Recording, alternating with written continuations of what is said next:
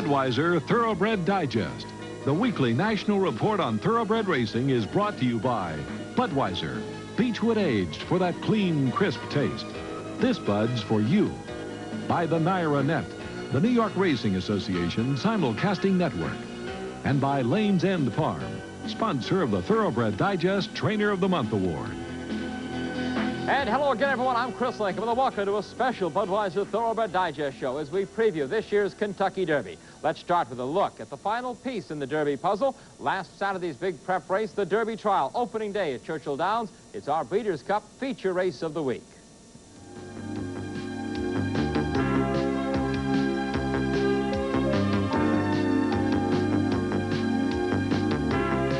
The feature race brought to you by the Breeders' Cup, promoting racing year-round with the Breeders' Cup Budweiser Special Stakes program, the new Premium Stakes program, and the Breeders' Cup Day, racing's $10 million championship. Here are the conditions. The Derby Trial, run on opening day at Churchill Downs last Saturday. Grade 3, $75,000 added, a one-turn mile for the 3-year-olds, and here's the field. Affirms Image, then it's Louis Russell's Belique, in his cups and pulverizing. But the big story and the big favorite is Houston from D. Wayne Lucas's stable. Lafitte Pinkai rides the high weight of 122. Rounding out the field of 6, one that got away. Here's the call now from ABC's Dave Johnson. Got away, in line, and they're off. Toward the inside, that's in his cups between horses Houston along with Pulverizing. Now Pulverizing takes command with jockey Alan Stacy by a head. Houston on the outside is right there, and now those two match strides. Two back. In his cups is racing third. At the rail, Affirms Image moves through quickly, followed by one that got away, now racing fifth. And the trailer is Belique, sixth and last, about 9 lengths off the lead. Moving down the backstretch, the first quarter in a quick 22-1, and it's still Pulverizing. The speedball on the front end has the lead by 3 parts of a length. Houston on the outside with Pinkai is right there second. 3 back, Affirms Image is racing third. Then on the outside in his cups fourth, Belique is now fifth, and on the inside by half a length, one that got away trails. Around the far turn, there goes Houston, charging up on the outside and taking command by half a length. Pulverizing drops back into the second spot. Affirms Image is racing third. On the outside in his cups is fourth. Belique not gaining on the leaders, and the trailer is one that got away. The half in very, very fast time, 44 2 3/4 in 1:10.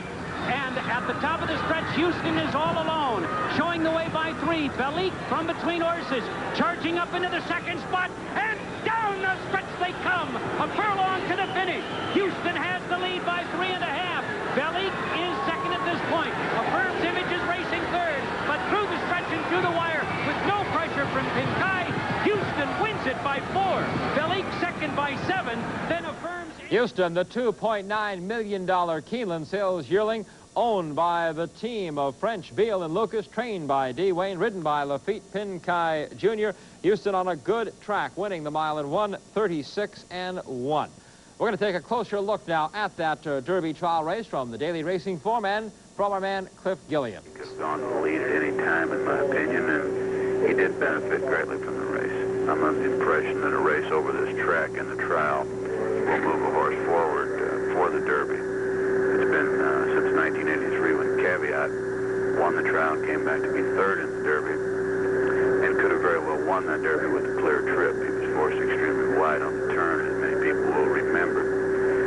Houston was not asked for his best, and I think he can be a factor Saturday if he can get loose on the lead. Well, it was an excellent time, really, and it might have been a little bit faster than I'd wanted to go. I think given a chance to run it over again, I would have told Lafitte probably to slow it down a little bit in the stretch. He could have eased him up since he had the lead.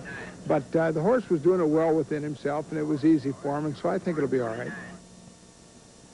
Trainer D. Wayne Lucas's comments about it. He says the best colt he's ever trained, Houston, Bruce. That's right, and just like Easy Goer last week in the Wood, he never had a whip to him. Lafitte Pinkai just let him ride. All right, Bruce is ready with a lot of Derby news when we come back on the Budweiser Thoroughbred Digest.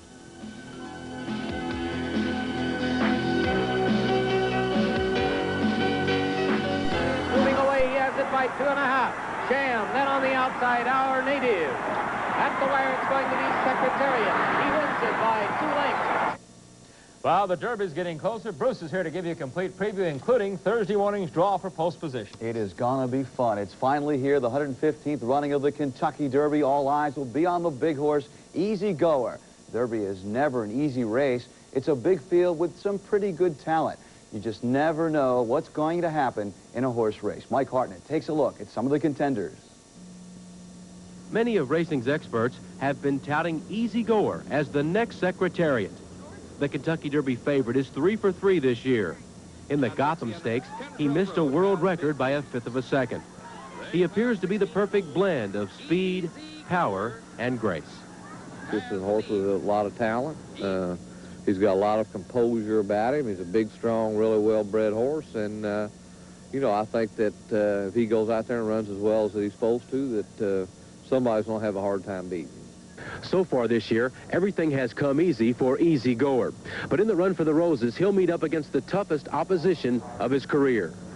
It's awe-inspiring with the lead by a half length. Easy Goer's main competition could come from stablemate Awe-Inspiring, winner of the Flamingo. His recent morning works have inspired Shug McGahee to run a Derby entry. Hall of Fame trainer Charlie Whittingham, who won the Derby Roses in 1986, is back with Sunday Silence, a speedy colt who's coming off an 11-length victory in the Santa Anita Derby. Well, I was pretty confident of Ferdinand, but this one I think we're in just as good a shape. He's got much more speed than Ferdinand had. Western Playboy is not a speedball, but he has plenty of heart. His courageous closing kick could come in handy during that 1.25-mile Derby distance. Wayne Lucas, who won last year's Derby with the filly winning colors, will go after the Roses with a colt. Houston, who scored an impressive victory last Saturday in Churchill Downs Derby trial, has never won beyond a mile. But Lucas defends this son of Seattle Slew. Now, a lot of people think he isn't seasoned enough. He won't get 2 turns. They think it's asking too much and everything.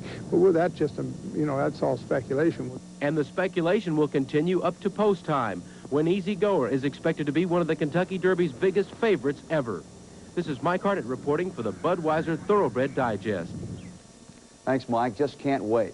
Well, the Kentucky Derby draw for post positions has become a big event during Derby week. Let's face it, with a big field, post position becomes very, very important. Let's take a look now at the draw and the morning line odds for the big race. It's a much larger field than most would have thought, with Easy Goer so impressive throughout the year. Easy Goer, the big favorite, of course. He's last year's 2-year-old champion, is undefeated in his 3-year-old campaign. Other challengers have really developed over the past few races, horses like Western Playboy and Sunday Silence. It should be an exciting race. Remember, the last time Easy Goer ran at Churchill Downs, he finished 2nd on an off-track in the Breeders' Cup Juvenile. Saturday's Kentucky Derby marks the start of the 1989 Triple Crown Series, the toughest, most demanding series of races for horses and people. Louis Russell experienced those pressures last year with Risen Star, the Preakness and Belmont winner, and we talked with him recently about those pressures and the preparations for the Triple Crown. The horse has to be a top horse because he has to carry his own track with him. He can't get used to one track and hope to do well. It's a lot of pressure for the owners, a lot of pressure for the trainer. The horse that keeps improving after the Derby, then to the Preakness, and then keeps improving after the Preakness is the horse that's going to win these races. He has to keep improving. He just can't have an edge on him for the Derby and hope to hold him for the Preakness and Belmont. He has to keep getting better and better every race. Well, there's more than just a horse race going on in Kentucky Derby this week. This is also a week for those famous Derby parties. Chris Lincoln visited with Mary Lou Whitney on preparations for her party this Friday that has become one of the Derby traditions. That's right, and the Derby Eve parties are really very special, and that's what we're standing here and looking at. This is going to be our Derby Eve party, and we're expecting about 220 people for dinner and dancing with fortune tellers and, well, all of the great people of racing. And, of course, this is a party you actually inherited. Yes, Elizabeth Arden had this night, Friday night, and when I first came here 31 years ago, I had to have it on Tuesday night. So when she died, her legacy to me was she left me her party list, her tablecloths, and Friday night. Oh, yes, the fun continues. More Derby festivities surrounding the Run for the Roses. This from tiny Paris, Kentucky, the heart of thoroughbred breeding country. This small community just outside of Lexington is the self-proclaimed thoroughbred breeding capital of the world. Many of the major farms have decked out downtown Paris with street banners and beautiful window displays. Almost looks like Christmas. The town and farms are definitely worth the visit if you're heading to Louisville this week for the Kentucky Derby. And Chris, Chris Antley's streak ends at 64 in New York. That's a tough one. And a sad note now, trainer Joe Manzi has passed away in California in his sleep. Thank you, Bruce. Tribute to Joe Manzi, and then back with our first race recap. Stay with us. Increasing his lead with every thundering gallop. Coletown and the others with Escadrille way behind. It's all Citation, just as most of the experts predicted, going on to win by 3.5 lengths. Little Derby history for you on our pre-Derby show. Let's get ready to go to the races now. Let's join Bruce Casella for our first race recap. We begin our coverage on the West Coast and Hollywood Park. It's the A-Gleam Handicap. The heavy favorite is last year's Kentucky Derby winner, Winning Colors, making her 1989 debut. Survive from far back and behind the scenes, launching their bids as they come down the stretch, and DeLoma has come to take the lead. Winning Colors is second at the rail. Survive at third in the center of the course. Now DeLoma and Survive to battle it out. And Winning Colors set the pace around the far turn, but weakened to finish fourth as DeLoma wins with Chris McCarron over Survive and Behind the Scenes. DeLoma is a 5-year-old by Bellafa. He's trained by Charles Whittingham. To Sunday now at Hollywood Park, it's the Premier Handicap. The favorite is Steinlen. Political Ambition is trapped in at the rail as they bend off the turn and come down the stretch. Steinlen and Peace continue their battle. Here's Political Ambition with his late charge. Peace on the inside. Steinlen in the middle. Political Ambition. It's Peace. William Shoemaker. It's Peace going wire to wire with Bill Shoemaker to give the shoe his 1,000th stakes win. Congratulations. Second was Steinlen. Political Ambition ran third. Peace is by NASCRA out of Victorian Queen. Is trained by, once again, Charlie Whittingham. The Golden Gate Fields now for the Piedmont Stakes. It's the return of the undefeated 3-year-old King Glorious, who is out from injuries. Race of his own out there. King Glorious in front by 12. Damaskim wins the race for second. Summer Sail is third. King Glorious, what a competitor he is. An absolutely great horse. King Glorious romping home to win it easily. And the King is definitely glorious today to win by 21 lengths with jockey Chris McCarron. Second was Damaskim. Summer Sail ran third. King Glorious is by Navis out of Glorious Natalie. Is trained by Jerry Hollendorfer. More now from Golden Gate Fields. It's the All-American. The favorite there is Simply Majestic, running on the turf. Simply Majestic is put to the test. Rake Core on the inside is second. Ongoing Mister is coming on in third. This one's not going to be easy for Simply Majestic. Ongoing Mister is making a big run on the outside. Simply Majestic is game. Ongoing Mister trying to get to him. They're head and nose and nose. Simply Majestic works his magic on the turf to win by a nose and set a new course record. Second was Ongoing Mister. Astronaut Prince ran third. Simply Majestic is by Majestic Light out of Beaming Bride. It's trained by John Paracella. Thank you, Bruce. Now let's join Dave Johnson, who's one of our best friends among the national media, a special guest of Dave's on Horse Talk.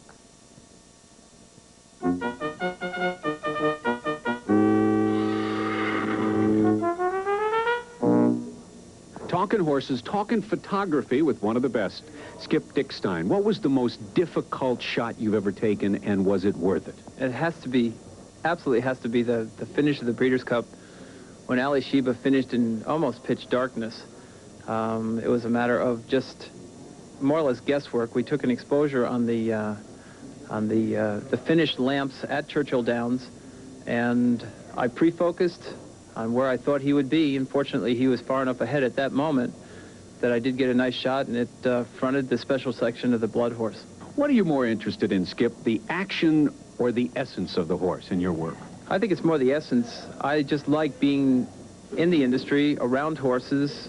I have no objection to getting up at 5:30 in the morning and going out and watching the sunrises. I was just down in Louisiana at the fairgrounds, and I saw some of the most beautiful sunrises I've ever seen. It was just big red orange ball. It was gorgeous. What's the background, horses or photography in your life? Well, it's horses. When I was 13 years old, my father took me to a stable and signed me up for riding lessons, and I walked in and talked to the stable manager and asked him what I could do, and he handed me a pitchfork, and I guess the rest is history.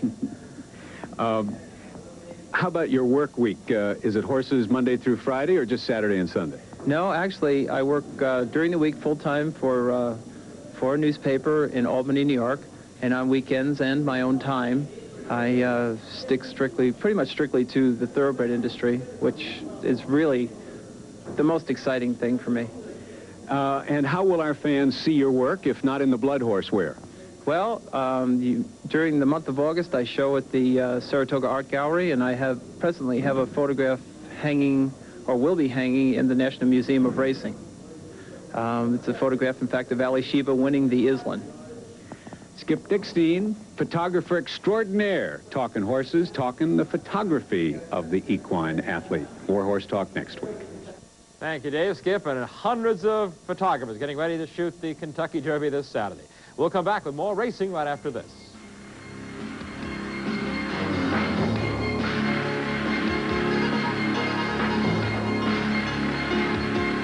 Let's get right back to racing now. The second half of this week's race recap. Here's Bruce. A few more races now to talk about, and we begin with the Hialeah Turf Cup. The favorite there is El Senor.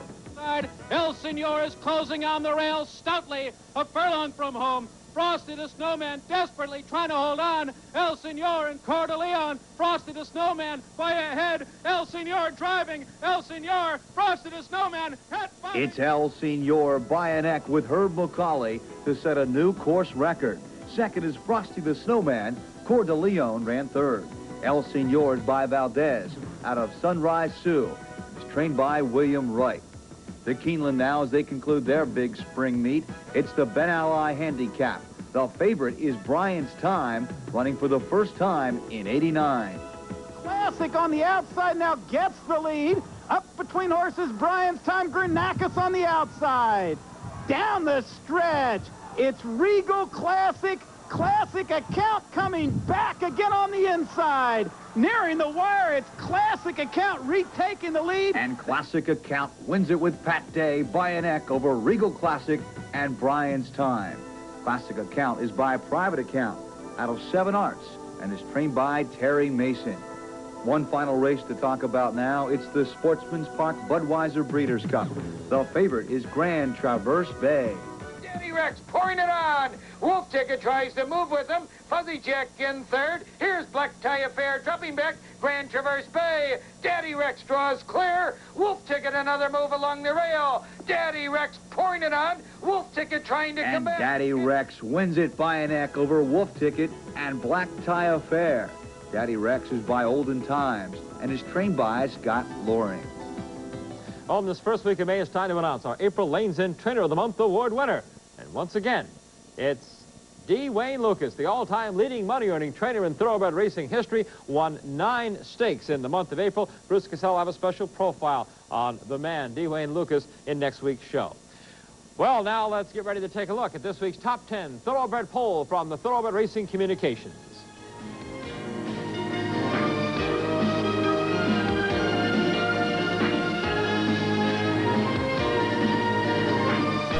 Let's remind you now about our 3 hours of live coverage of the big Derby weekend from Churchill Downs. Friday on ESPN, we'll bring you the Phillies Derby, the 115th running of the Kentucky Oaks, 5 to 6 Eastern.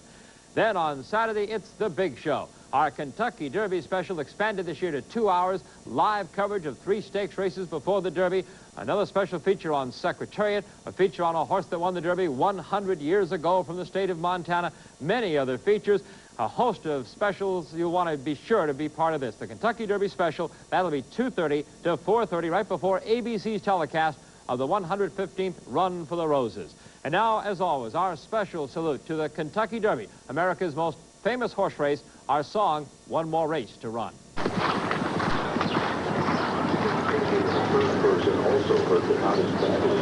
And now the time has come. They've got one more race to run. And as we gather round them, the heroes of the past are looking on. And though some of them are gone, All the memories live on and on, and the battles we remember still seem to come to life before our eyes. And when the race is through, someone's dream comes true, and they won't last as surely after time will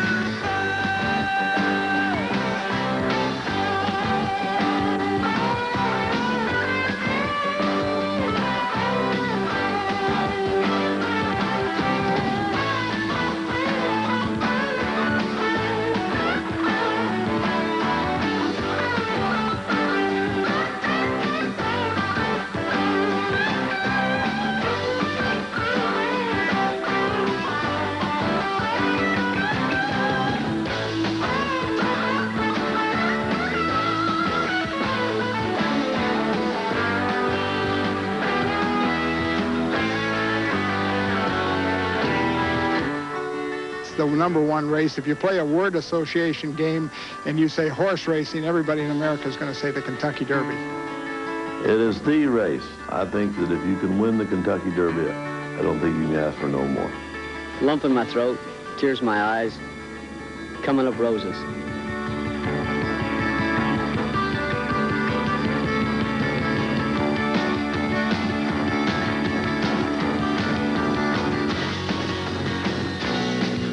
We're gathered here once again to witness purebred majesty, to see the courage of horse and man who never passed this